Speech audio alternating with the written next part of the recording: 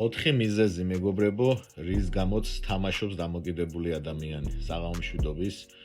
ძირითად მიზეზებზე ვისაუბრებთ. პირველი ეს არის მეგობრებო, სიყვარულის ნაკლებობა. ყველა დამოკიდებული ადამიანი თითქმის 95% განიცდის სიყვარულის ნაკლებობას. თამაშ დამოკიდებული ადამიანის შემთხვევაში როგორ ხდება, ხო აი კაზინოში რომ მიდის, ყველა პატივისცემით ექცევა, ყველა უღიმის დაცვაც, მოლარეც, მიმტანიც, ყველა აძლევს აი ხელოვნურად შექმნილ თითქოს სითბოს და ყურადღებას, რასაც უსებს დამოკიდებულ ადამიანს იმ შინაგან სიცარიელეს და თავს კომფორტულად გრძნობს. ასევე ჯერა რომ მოვიგებ თანხას, მეუღლეს ვაჩუქებ, დედას ვაჩუქებ, მეგობრებს ვაჩუქებ და ყველა პატივს მცემდეს იქნება, ყველა მომაქცევს ყურადღებას და ის ოცნება აქვს, რომ იმ ჯეკპოტს რო ჩამოვაგდებ, ამ თანხას ყველას დაურიგებ, ყველას ვაჩუქებ და მე ყველა პატივს მცემდეს იქნება. მოტივი რა აქვს, რომ რეალურად ეს იმიტომ ჭირდება, რომ შინაგანად სიყვარულის ნაკლებობა აქვს ადამიანს და ჭირდება ეს ხელოვნურად შეიქმნას. თანხის გადახდა ქვია, ხო? რეალურად ბუნებრივი არ არის შენ რაღაცაში თანხას იხდი. თუნდაც ეს სიყვარულიც იყოს იგივე საათობრივი ან რამდენიმე დღიანი სიყვარული იქნება, სანამ შემდეგ თანხას ისევ შეავსებ.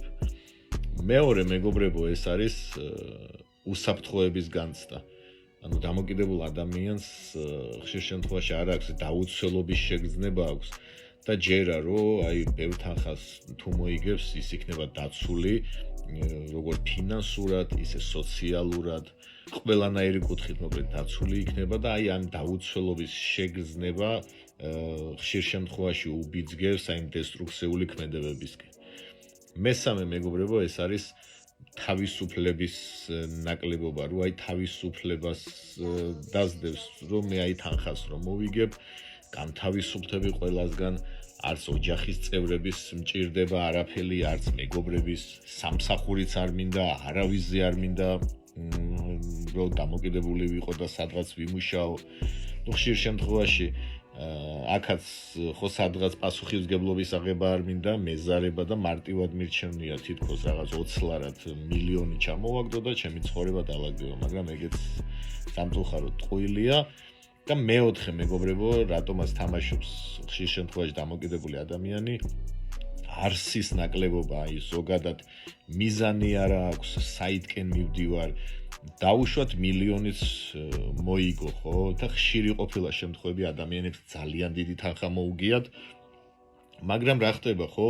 არ იცი სად დახარჯოს და გულისხმობ იმაში, რომ რაღაც არაფრის მომცემ ნივთებში დახარჯა, ხო? მანქანა იყიდა, ტელეფონი იყიდა, რაღაც ოჯახში თანხა დახარჯა, ისევ კაზინოში წავიდა, შემდეგ ეს ნაყიდი მანქანა ისევ დაალომბარდა, ისევ გაყიდა, ის ტელეფონის თუ რაც იყიდა, ისევ გაყიდა, არსი არ აქვს, მიზანი არ აქვს, მეგობრებო და ყოველთვის ამ წრეზე იმიტომ დადის, რომ მოიგო თანხა, არ იცის სად დახარჯოს, რა გააკეთოს, თან ფინანსური ცოტა უპასუხისმგებლობაც არის, რომ სწრაფად მოვიდა ხო რაღაც თანხა, ისევ სწრაფად დაიხარჯა. შემდეგ დამნაშავების შეგრძნება ესე დამემართა და ისევ ამ წრეზე სიარული.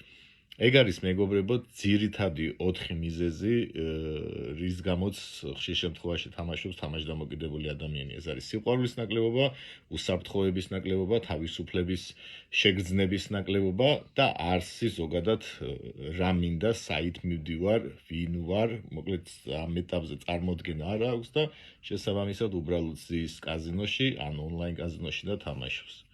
დიდი მადლობა, მე ყველას გისურვებთ მშვიდ ღამეს.